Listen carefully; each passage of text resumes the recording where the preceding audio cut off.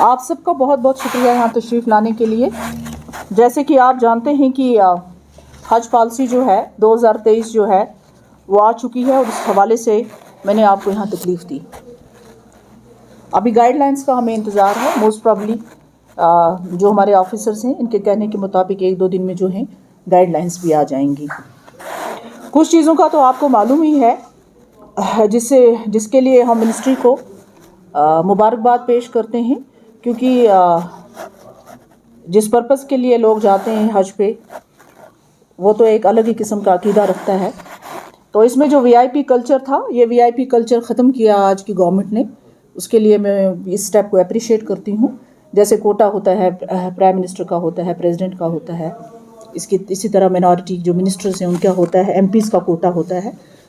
تو وہ ختم کر کے عام لوگوں کے لیے یہ ایک بہت اچھی جو ہے راحت ہے. مجھے لگتا ہے تقریباً اس سے 5,000 جو ہیں 500 کی 500 ٹوٹل نہیں ہے، تو اس سے عام لوگوں کو فائدہ ہے. تو یہ ایک ویلکم سٹیپ ہے، اس کے لیے میں ان کو اپریشیٹ کرتی ہوں. اس سے مزید جہاں تک جموں کشمیر کا ہے اس حوالے سے میں بات کرنا چاہوں گی. آپ جانتے ہیں کہ یہ جو ہوتا ہے ڈسٹریبیوشن ہوتا ہے، اس میں تقریباً 80% جو ہے باقی اسٹیٹس میں ہوتا ہے. حج کمیٹی آف انڈیا کرتی ہے، اس کا آپ کو معلوم ہوگا. ہاں، اسی طرح ہمارا جو ہے بین اے مسلم میجورٹی اسٹیٹ، اس میں ہمیں کچھ ایڈیشنل کوٹا مل جاتا ہے. اگر جنرلی دیکھا جائے تو تقریباً 6,000 تک جائے گا، پھر اگر اس کو ایڈ کیا جائے تو 2,000 تک جائے گا. لیکن ہمیں امید ہے کہ ہم 10,000 کی فگر کراس کریں گے انشاءاللہ اس سال. تھوڑی بہت چینجز ہیں اس میں.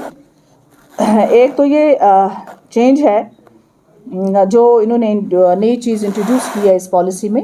پہلے کچھ چیزیں میں آپ کو بتا دینی چاہوں گی اپنے ساتھیوں کو، کہ جب لاسٹ ٹائم ہم میٹنگ کے لیے گئے تھے، جب آل اوور انڈیا سے بلائے گئے تھے، یہ چیئر پرسنز اور آفیسرز بلائے گئے تھے وہاں پر اپنے سجیشنز رکھنے کے لیے، وہ میں آپ کو بتاؤں گی کہ ہم نے کیا سجیشنز رکھے. لیکن جو کچھ تبدیلی تھوڑی بہت آئی ہے وہ میں آپ کے ساتھ شیئر کرنا چاہوں گی.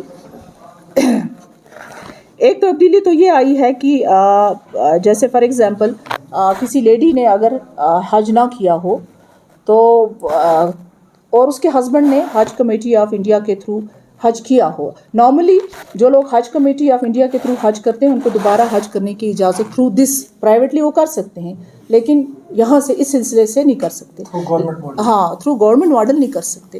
لیکن اگر وائف نے نہ کیا ہو تو اس کو ہسبینڈ جو ہے جا سکتا ہے. ہسبینڈ یا کو ریلیٹیو جو کلوز ریلیٹیوز ہوگا، یعنی یا دور دراز کوئی کزن ہوگا جو کلوز ریلیٹیو ہوگا وہ جا سکتا ہے. تو محرم جس کو کہتے ہیں. تو مجھے لگتا ہے کہ یہ ایک بڑی تبدیلی ہے. یہ انہوں نے کیا ہے، اس چیز کو ریلیکس کیا ہوا ہے. وومن کین پرفارم اے حج اگر وہ اکیلے بھی جانا چاہے. I will come to that point. That's the second point, you know. So یہ وہ ہے کہ سپوز اگر کسی لیڈی کے ہسبینڈ نے کیا ہے لیکن وائف نے نہیں کیا ہے، وائف جانا چاہتی ہے، تو نارملی تو حج کمیٹی آف انڈیا اس کو الاؤ نہیں کرے گی. لیکن اگر عورت نے نہیں کیا ہے تو ہسبینڈ بھی جا سکتا ہے، بھائی بھی، محرم جو ہے وہ جا سکتا ہے ساتھ. ایڈیشنل تھوڑے ایڈیشنل چارج دینے پڑیں گے. کتنے دینے پڑیں گے وہ ابھی انہوں نے ڈیسائیڈ نہیں کیا ہے. نامنل ہوگا، جو بھی ہوگا نامنل ہوگا. اس کے بعد آن لائن کیا ہے انہوں نے اپلیکیشنس کو. آپ کو پتہ ہے پہلے جو فیس ہوا کرتی تھی 300 لیا جاتا تھا نارملی، آج انہوں نے فری آف کاسٹ کیا ہے. اور آپ کے تھرو میں تمام لوگوں سے گزارش کرتی ہوں کہ اگر آپ کو کوئی ڈیفیکلٹی ہوتی ہے آن لائن فارم بھرنے میں تو آپ جو ہے یہاں سے بھی کلیکشن کر سکتے ہیں، حج ہاؤس سے بھی کلیکٹ کر سکتے ہیں. تو اور کوئی فیس بھرنے کی ضرورت نہیں ہے آپ کو. پہلے 300 روپیز بھرتے تھے. اس کے بعد جیسے پہلے جو عورتیں تھیں ان کے ساتھ ضروری تھا کہ کوئی مرد جائے، ہسبینڈ بھائی جو وہ جائے. لیکن اب 45 سال ایج جو ہے اس سے اوپر اگر عورتیں گروپ میں جانا چاہتی ہیں تو وہ 4 عورتوں کا گروپ جو ہے وہ جا سکتا ہے. ایز گروپ بھی وہ جا سکتی ہیں، تو کسی محرم کی ضرورت نہیں پڑے گی. یہ ایک تبدیلی آئی ہے اس میں. ایک ویب سائٹ ہے جو کہ یہاں شیئر کریں گے اور میں اپنے ٹویٹر پہ بھی ڈال دوں گی. اس میں www.hajcommittee.government.in آپ اسے فارم ڈاؤن لوڈ کر سکتے ہیں. اور یاد رکھیں کہ جو تاریخ جو ہے آئی تھنک وہ 10 تاریخ ہے، لاسٹ 10 مارچ. تو اس لیے لوگوں کو جو ہے اس میں کرنا چاہیے. ساتھ میں اگر کسی کو پاسپورٹ میں کوئی پرابلم آ رہی ہے تو ہمارے آفیسرس یہاں ہیں، وہ ان کی ہیلپ کریں گے اس چیز کو ایکسپیڈائٹ کرنے کے لیے. اگر کسی کو کوئی ایشو آ رہا ہے پاسپورٹ کا، ایکسپائری ہو، کسی کا ایکسپائر ہو، کسی کا رکا ہوتا ہے، कई सारी चीज़ें होती हैं, वेरिफिकेशन के लिए होता है, या किसी की डेट वो एक्सपायर हो गया है तो हमारे ऑफिसर्स यहाँ पे हैं, वो यहाँ आ सकते हैं, उनकी मदद यहाँ पे हो सकती है। हाँ, अब यहाँ पे कुछ प्रायोरिटीज़ हैं जो सबसे नंबर 1 प्रायोरिटी जो है जो 70 साल से ऊपर हो। आपको याद होगा लास्ट ईयर कोविड की वजह से एज का कुछ इशू था कि क्या एज थी कि किस तक जा सकते थे, 60 तक। लेकिन इस बारी जो है ऑब्वियसली अनलिमिटेड है, इसमें कोई ऐसी चीज़ नहीं है। अगर 70 अब हो उनको फर्स्ट प्रायोरिटी दी जाएगी, उसमें पूरा नहीं होगा।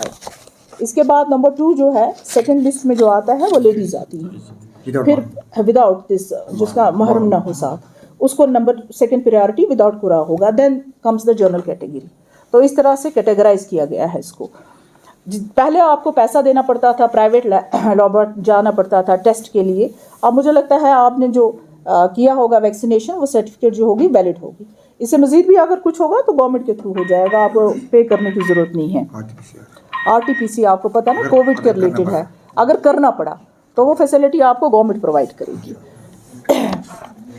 एक और चीज़ आपको बता दूं मैं आपको कि हमने कुछ इश्यूज़ रेज़ किए हैं जो मैंने आपसे कहा कि मैं आपसे शेयर करूंगी, लेकिन पर्पज़ क्या है? पर्पज़ ये था जो हमने मिनिस्ट्री के सामने भी बात रखने की कोशिश की। हमारे यहाँ जो है, मैं जम्मू कश्मीर की बात करूंगी तो पिछले 3 साल तक ना कोई कमेटी थी, ना कोई चेयरपर्सन था। आपको पता होगा कि 3 साल के बाद जो है ये प्रोसेस शुरू हुआ। तो मैं और मेरे जो साथी हैं इंक्लूडिंग अवर ऑफिसर्स, हमने अपनी तरफ से भी गवर्नमेंट ऑफ इंडिया के सामने बहुत सारी बातें रखी जो मैं अभी आपके साथ शेयर करूंगी।